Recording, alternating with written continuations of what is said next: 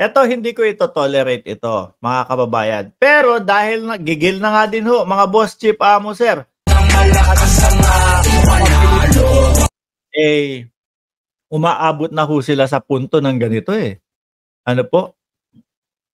Umaabot na sila sa punto ng pagsusunog ng plug ng China, mga bossing. Kasi po, nagawa niya naman ito, sabi doon sa comment to, ako, after watching Philippine flag targeted by water cannon on West Philippine Sea. Kung maalala nyo po, mga bossing, kung pang ilan yun, no, itong recent na dalawang barko ng China, tina-target yung barko ng Pilipinas at tapos nandoon yung radar at meron isa katabi yung flag ng Pilipinas, eh mukhang tina-target ho, talagang gustong matanggal ng China yung ating flag. So manggigigil ho ang ating mga kababayan dyan. Although ulitin ko po, hindi natin tinotolerate yung mga ganitong gawain. Pero talagang wala.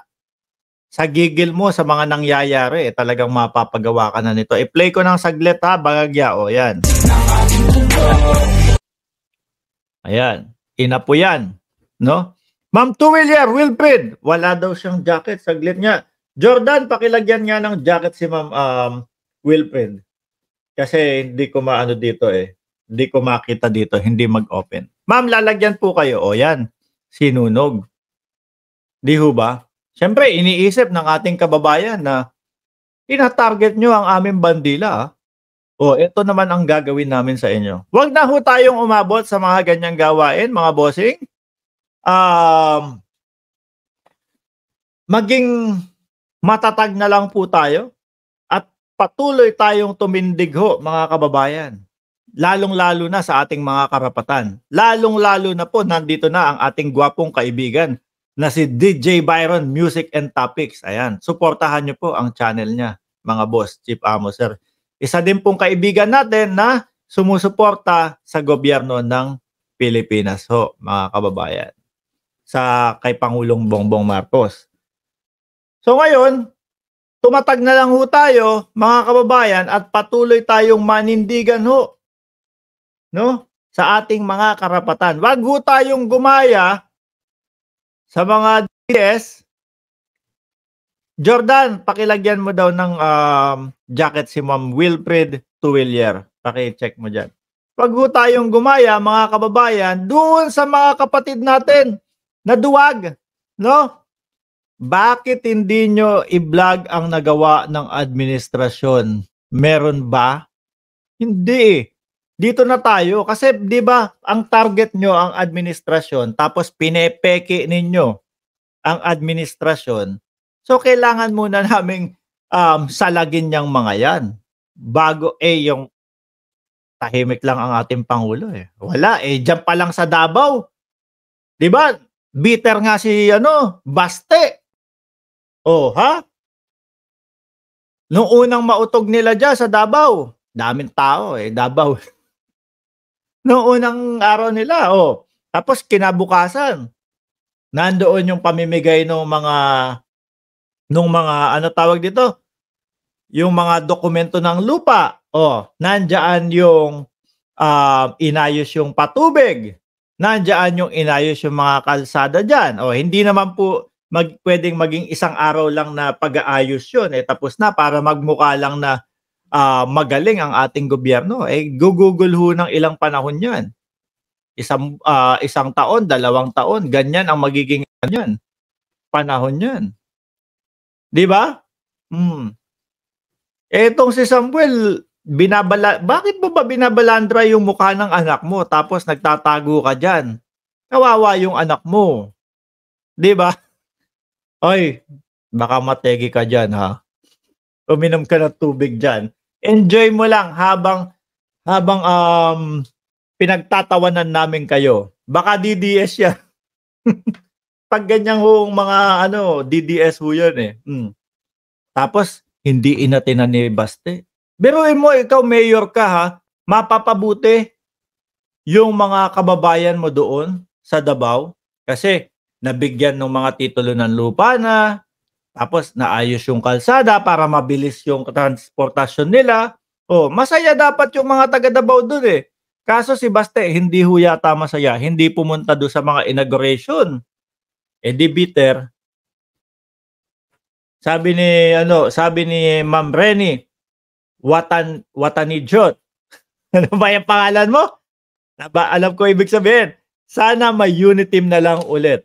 Eh siguro ho medyo kabado doon sa ako mga bossing, speaking of suspension ni Duterte, Baste Duterte. Kahit ho sinabi ni DILG Secretary Abalos, mga kababayan, na walang balita, baka wala pa. Malapit pa lang, no? Tungkol sa suspension, naniniwala po pa din ako mga bossing Chief Amo Sir, hindi siguro matatapos itong taon na ito, lalabas yung preventive suspension ni Baste Duterte, mga kababayan. Simple lang po yan.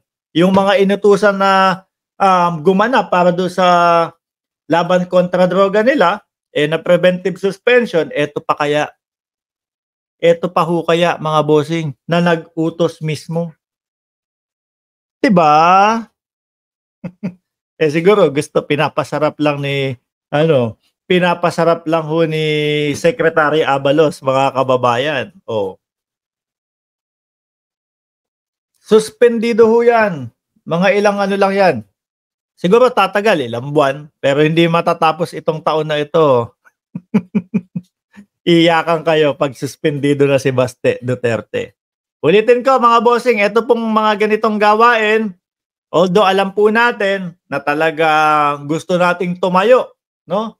Gusto nating ipaglaban ang bansang Pilipinas, lalong-lalo na ho sa usaping West Philippine Sea. Wag na po din tayong umabot sa ganito na kumbaga siyempre pambabastos pa din ho sa China. Maging tawag dito, kahit na ginaganyan nila tayo, kasi hindi naman siguro panigurado na buong mga Chinese people dyan ayaw sa atin o gusto yung ginagawa ng kanilang gobyerno.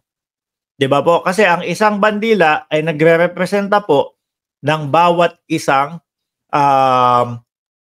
countrymen nila, mga kababayan. Kagaya ko, Pilipino. Oh, sabi nila, ikaw nga Mark, hindi ka na Pilipino eh. Sino may sabi? Patunayan nyo nga na hindi ako Pilipino. Oh, wala akong 10 million na kagaya wala akong 10 million kagaya nila Remulla eh. Na kung sino man ang makakapagpatunay na sila may kaugnayan doon sa Pogo sa Pampanga, magbibigay ng 10 million. Oh, 1 million na lang ako. 1 million ha. O mga DDS, pera to. Yung mga patay gutom dyan sa 20 pesos na bigas, pera to. Pag napatunayan ninyo na ako ay hindi na Pilipino, ay 1 million bibigay ko sa inyo. Okay? 1 million cold cash. Pero pagka hindi napatunayan, wala. Nga kayo. Magreklamo pa din kayo. Asa na ba yung 20 pesos na bigas? Palibhasa kasi. Puro kayo rally. Punta lang kayo ng punta ng rally. Kaya ganyan kayo na ultimo pambili ng bigas, ayun. Wala. 20 pesos hinahanap. Sinisisi sa gobyerno ho. Sabi ni Sir Paeng Chu, magkakagulo ng Davao City. Magkakagulo. Davao City na lang nakasuporta sa kanila. Meron ho tayong mga kababayan dito na nakikita ho natin. Mga bossing, sinasabi, taga Davao kami pero ayaw namin dyan sa mga ginagawa nila. Sabi ni Ma'am Divina Balmores, galit na galit si Roque pag na-atake yan, isisisi pa kay PBB. Nagsisisigaw nga ho. Sigaw ng sigaw, galit na galit, Gina G. Dapat dito kay Roque kumakalma. Mga bossing?